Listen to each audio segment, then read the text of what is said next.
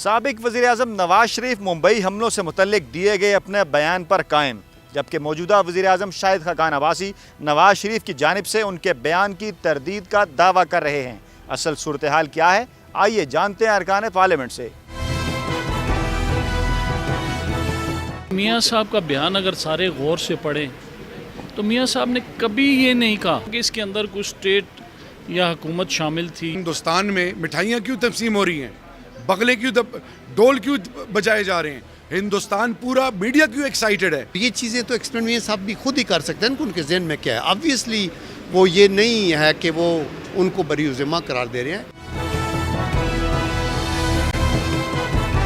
Press conference کے بعد میاں صاحب ضرور سوچیں گے نان اسٹیٹ ایکٹر اور جو اسٹیٹ ایکٹر میں فرق ہوتا ہے۔ یہ کنفیوزڈ سٹیٹمنٹ ہمیشہ سے ان کی پارٹی کا وتیرہ رہا ہے۔ یہ ملک کے لیے نقصان کر ہے، پوری ملک میں پوری دنیا میں ان نے ہمارے پاکستان کا نام بدنام کیا ہے۔ کنفیوژن اس لیے پیدا کی جا رہی ہے کہ اس کو ڈیفینڈ کرنا بڑا مشکل ہے۔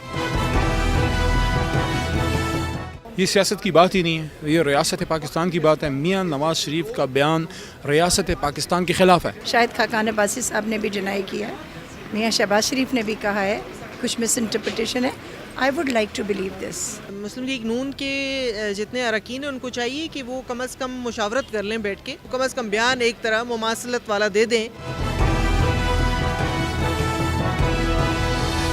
ارکان پارلیمنٹ کی اکثریت کا کہنا ہے کہ ممبئی حملوں سے متعلق نواز شریف کے چھپنے والے بیان کی کسی صورت حمایت نہیں کی جا سکتی، تاہم حکومتی جماعت کے متضاد بیانات کے بعد صورتحال گمبھیر ہو رہی ہے۔